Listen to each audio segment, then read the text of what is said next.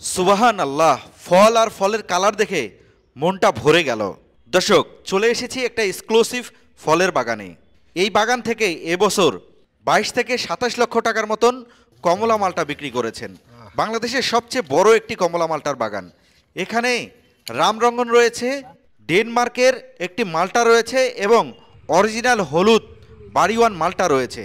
প্রচুর সুস্বাদু ফল, বাজারে ব্যাপক পরিমাণে চাহিদা, ব্যাপক পরিমাণে বিক্রি করছেন। এক্সক্লুসিভ প্রতিবেদন, তাই আশা করছি ভিডিওটি শেষ পর্যন্ত দেখবেন। চলুন তাহলে ভিডিওটি শুরু করা যাক। দর্শক আসসালামু আলাইকুম। এই মুহূর্তে অবস্থান করছি চায়না কমলার একটা বাগানে। যে প্রজেক্টে দাঁড়িয়ে আছি একদম এক্সক্লুসিভ একটা প্রজেক্ট। এই জন্যই বলছি, যারা এই প্রজেক্টে আসবেন আমার মনে হয় আর কোনোদিন বলবেন না যে চায়না কমলা বা মালটা বিদেশি ফল। বাংলাদেশে এত পরিমাণে ফল হচ্ছে, আমার এই ইউটিউব লাইভে আজকে প্রথম দেখলাম ছোট ছোট গাছে অনেক বেশি ফল। যে প্রজেক্টে দাঁড়িয়ে আছি এই প্রজেক্টটা হচ্ছে আব্দুল করিম ভাইয়ের। উনি দীর্ঘদিন যাবৎ মালটা কমলা নিয়ে কাজ করছেন। ওনার কাছ থেকে জানার চেষ্টা করি গাছগুলা কীভাবে রোপণ করেছিলেন, কীভাবে রোগবালাই হলে ট্রিটমেন্ট করেন, এত ফল কিভাবে গাছে নিয়ে আসতেছেন, কি গোপন পরিচর্যা করেন যে এত ফল আসে, সার্বিক বিষয়ে জানানোর চেষ্টা করব। তাই যারা ভিডিও শুরু করেছেন শেষ পর্যন্ত দেখলে আমরা স্ক্রিনে নাম্বার দিয়ে দিব, নাম্বার নিয়ে ওনার সাথে যোগাযোগ করে এখান থেকে চারাও ক্রয় করতে পারবেন, পাশাপাশি ওনার সাথে যোগাযোগ করে ওনার প্রজেক্টটাও ভিজিট করতে পারবেন। চলুন তাহলে ভাইয়ের কাছে যাই। ভাই আসসালামু আলাইকুম। ওয়ালাইকুম আসসালাম। কেমন আছেন ভাইজান? আলহামদুলিল্লাহ, আমি ভালো আছি। আপনি কেমন আছেন? আছি আলহামদুলিল্লাহ। ভাই, এই যে ব্যাপক পরিমাণে কমলা দেখতেছি, এটা আসলে কি জাতের কমলা? এটা হচ্ছে চায়না কমলা, রামরঙ্গনের নাম। বাংলাদেশে চায়না কমলার অনেকগুলো প্রজাতি আছে, এটা হচ্ছে রামরঙ্গন। এটা যথেষ্ট ভালো হচ্ছে বাংলাদেশে। চমৎকার স্বাদ, চমৎকার মিষ্টি এবং সাইজটা তো দেখছেন। কিন্তু এর একটাই ত্রুটি আছে, তুলনামূলকভাবে ভিতরে বীজের পরিমাণটা একটু বেশি। যদি বীজটাকে আপনি মাথার থেকে ঝেড়ে ফেলে দেন তা আমি বলবো পৃথিবীর অন্যতম একটা কমলা এইটা। ভাই, একটা বিষয় বলবেন, আপনার এখানে আসলে কত বিঘা শতাংশের মধ্যে আপনি এই কমলা মালটা রোপণ করছেন? না, কমলা এবং মালটা 7.5 বিঘা জমিতে আছে, 42 শতকে প্রতি বিঘা। তো আলহামদুলিল্লাহ কমলা এবং মালটা মিলে আমি অনেক টাকা বেচেছি, যার পরিমাণটা খুবই বেশি, প্রায় ওরকম এখনই 22 লক্ষ টাকা মতো। আরও যে ফলগুলো আশা করছি আরও 5-7 লক্ষ টাকা বিক্রি হতে পারে। আচ্ছা, কতগুলা গাছ রোপণ করা আছে এই চায়না কমলার? না, চায়না কমলার গাছ আছে 180 পিস, বাদবাকি সবই মালটা। এবং ডেনমার্কের নতুন আরেকটা মালটা আমি চাষ করেছি পরীক্ষামূলকভাবে। আচ্ছা, ওইটা 11টা গাছ আছে সেখানে। আচ্ছা, একটা বিষয় বলবেন, আপনাদের এখানে 40 শতাংশে 1 বিঘা। জি জি। এই 1 বিঘা জমিতে কতগুলো গাছ রোপণ করছেন? না, 9 ফিট বাই 9 ফিট লাগাইছি আমরা ডিজাইনটা। সেক্ষেত্রে মোটামুটি 180টা মতো গাছ 42 শতাংশ জমিতে লাগে। তবে একটা সময় কিন্তু ঘন হয়ে যাবে, তখন কিছু গাছ উঠাই দিতে হবে একটা সময়। এখন গাছের বয়স 3.5 বছর। আচ্ছা, একটু ধারণা দেওয়ার জন্য, এই গাছগুলা আপনি যখন রোপণ করছিলেন সেই সময় আসলে কিভাবে রোপণ করছিলেন? না, জৈব সার দিয়ে খুব স্বাভাবিকভাবে রোপণ করা হয়েছে, একটা মাত্র চাষ দিয়েছিলাম। এরপরে আমরা অন্য অন্য পরিচর্যা শুরু করি, যখন গাছটা লেগে যায় মাটির সাথে, তারপরে আমরা অন্য অন্য পরিচর্যা শুরু করি, সার দিই, ওষুধ দিই এবং নিয়মিত সেচ দরকার হলে আমরা সেচটা দিয়ে গেছি। আচ্ছা, আপনার এখানে যেরকম ফল দেখি, আমি কিন্তু বাংলাদেশে অনেক নার্সারিতে ঘুরছি, এরকম ফল পাই নাই। আসলে এটা কি আপনার জমি যে আছে এই মাটি ভেদে কি এরকম ফল হয়, নাকি আসলে এই গাছগুলো রোপণ করার জন্য উপযুক্ত জায়গার প্রয়োজন? না, প্রথম কথা হচ্ছে যে এটা সব কিছু আল্লাহর রহমত। দ্বিতীয় কথা হচ্ছে সঠিক জাত। তৃতীয় নম্বরে হচ্ছে আপনার রোপণ পদ্ধতি এবং চাষ পদ্ধতি। তবে আমরা বারবারই বলেছি সমস্ত ভিডিওগুলোতে, প্রচুর পরিমাণে জৈব সার ব্যবহার করতে হবে। এই প্রচুর পরিমাণে জৈব সার ব্যবহার যদি করেন, ভার্মি কম্পোস্ট সরাসরি কেঁচোর থেকে যেটা তৈরি হয়, তারপরে আপনার যেটা হচ্ছে গোবর থেকে তৈরি হয়, মুরগির বিষটাও আপনি প্রসেস করে দিতে পারবেন। তো এইগুলোর সমন্বয়ে জৈব সার তৈরি হয়। এই জৈব সার যদি প্রচুর পরিমাণে আপনি ব্যবহার করেন, আপনার গাছও যেমন সুস্থ থাকবে, আপনার ফল ভালো স্বাদের হবে, আপনার গাছটা রোগ প্রতিরোধ ক্ষমতা বেড়ে যাবে এবং আপনিও স্বাস্থ্যগত দিক দিয়ে অনেক ভালো থাকবেন। কমলা মালটার জন্য কি উপযুক্ত কোনো জমির প্রয়োজন হয়? না, বাংলাদেশের যে কোনো জমি হলে হবে। বেলে 10 থেকে শুরু করে এঁটেল 10 সব জমিতে চাষ হচ্ছে, পাহাড়িয়া জায়গাতেও চাষ হচ্ছে।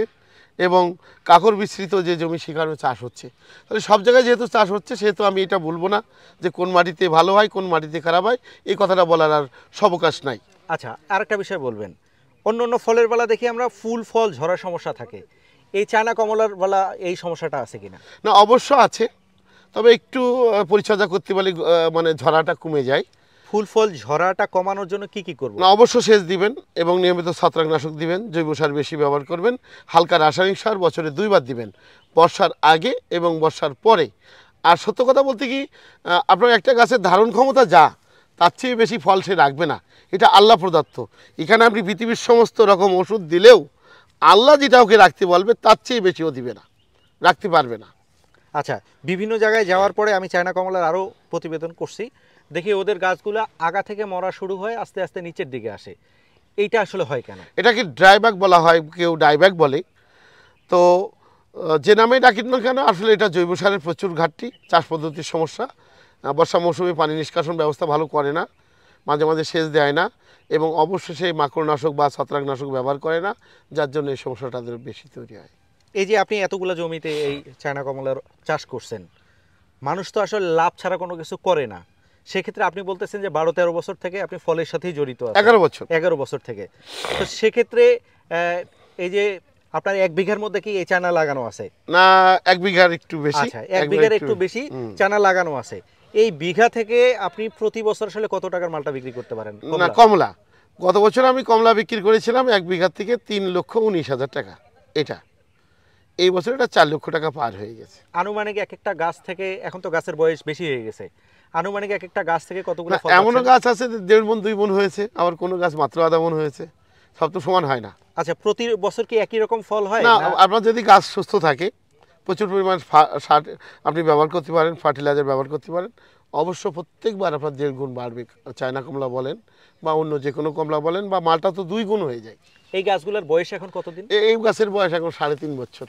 3.5 বছর। 3.5 বছর। আচ্ছা, 3.5 বছরের গাছ আমরা আগের যে গাছগুলো দেখি সেই গাছগুলো অনেক ঝোপালো হয়ে যায়, কিন্তু 3.5 বছরের গাছ, গাছ ছোট কিন্তু ফল অনেক বেশি, এটার কারণ কি? না, এটা ওই যে জৈব সার বললাম, আর সব কিছু তো আল্লাহর রহমত। আল্লাহ না দিলে আপনি একটা ফলও কোটি টাকা দিয়ে আপনি এখানে ধরাতে পারবেন না, সে ক্ষমতা আপনার নাই।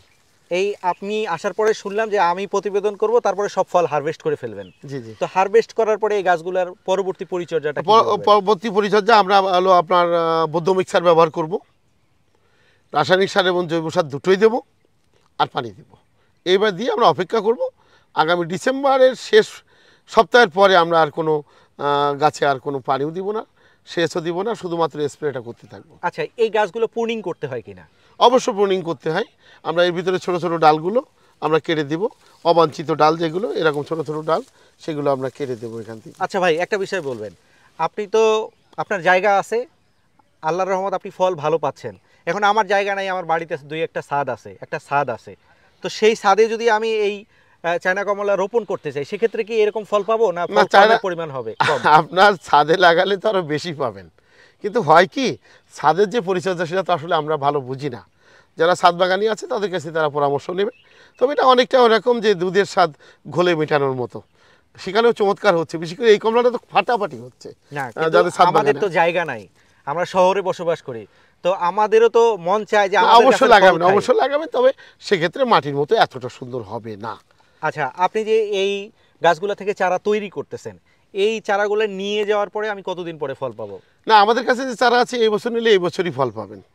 আবার এমনও চারা আছে আমরা এখন তৈরি করছি, সেটা 2 বছর পর্যন্ত লেগে যাবে। কি পদ্ধতিতে চারা তৈরি করেন? আমরা অবশ্য গ্রাফটিং পদ্ধতিতে। প্রথমে আমরা হচ্ছে জাম্বুরা গাছের মানে বীজ ফেলে নিই, জাম্বুরা গাছের বীজ ফেলে নিই, যেটা বাতাবি লেবু। এরপরে সেই চারাটা যখন মোটামুটি 1.5 ফিট হয়, তখন এখান থেকে একটা ডাল আমরা কাটি, একদম ফলন্ত গাছের। হ্যাঁ, ফলন্ত গাছের ডাল কাটি আমরা মাথার থেকে, এই ধরনের ডাল আমরা কেটে নিই। এটা কেটে কাটার পরে ওই আপনার গ্রাফটিং করি ওই যে ইসের সাথে, জাম্বুরার সাথে, এই জন্য দ্রুত ফল চলে আসে। জি, জাম্বুরার সাথে আমরা করি। আচ্ছা ভাই, আমি জানি আপনি দীর্ঘদিন 11 বছর থেকে যেহেতু আপনি এটার সাথে জড়িত, আমি আপনাকে প্রশ্ন দিয়ে হারাইতে পারবো না। যেহেতু আপনি অনেক কিছু জানেন, আমরা যতই ভিডিওতে ইনফরমেশন দেই না কেন, তারপর আপনাকে মানুষ ফোন করে বলবে, যেহেতু আপনি এত সুন্দর একটা জিনিস দেখাচ্ছেন, অনেকেই আপনার সঙ্গে কথা বলবে, 2-4টা চারা নিতে চাবে, প্রজেক্ট ভিজিট করতে চাবে, সেক্ষেত্রে আপনি একটু আপনার নাম সহ ঠিকানাটা বলবেন দর্শকদের উদ্দেশ্যে। অবশ্য, আমি মোহাম্মদ আব্দুল করিম, আমার বাড়ি হচ্ছে যশোর জেলা মনিরামপুর উপজেলার মুজগুন্নি গ্রাম। আচ্ছা, ধন্যবাদ ভাই। দর্শক এতক্ষণ আচ্ছা। জানছিলেন এই চায়না কমলা সম্পর্কে। এখান থেকে যদি কেউ চারা ক্রয় করতে চান, স্ক্রিনে নাম্বার দিয়ে দিচ্ছি ভাইয়ের, নাম্বার নিয়ে ওনার সাথে যোগাযোগ করে এই চারাগুলো ক্রয় করতে পারবেন। পাশাপাশি যদি আপনার পরামর্শের প্রয়োজন হয়, আর আমি আর একটা বিষয় বলবো, আপনারা যদি সরাসরি এসে ওনার প্রজেক্টটা ভিজিট করেন মুগ্ধ হয়ে যাবেন। কারণ আমি আসার পরে ওনার ছোট ছোট গাছে এত পরিমাণে ফল দেখছি অন্য কোথাও দেখিনি। তো নিশ্চয়ই উনি এই বিষয়ে অভিজ্ঞ, অনেকভাবে পরিচর্যা করেন, সেই জন্যই ওনার ফল ভালো হয়। তো এরকম চমৎকার ভিডিও পেতে এখন ইউটিউব চ্যানেল থেকে চ্যানেলটি সাবস্ক্রাইব করে আমাদের সাথে থাকবেন। আর যারা ফেসবুক পেজে দেখছেন, পেজটি ফলো করে রাখলে এরকম অভিজ্ঞ মানুষদের অভিজ্ঞতা সবসময় শেয়ার করার চেষ্টা করি। তো আজকের মতো বিদায় নিচ্ছি ভাই, আপনাকে অসংখ্য ধন্যবাদ আপনাকে আমাদেরকে ধন্যবাদ, সময় দেওয়ার জন্য। আপনাকে ধন্যবাদ। আসসালামু আলাইকুম।